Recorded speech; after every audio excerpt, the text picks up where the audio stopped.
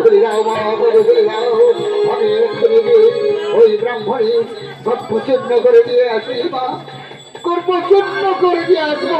ওরে জরা, এত চেষ্টা করেও যখন আমার পূজার প্রচার হলো না, এখন ফিরে যাই চল। হলো না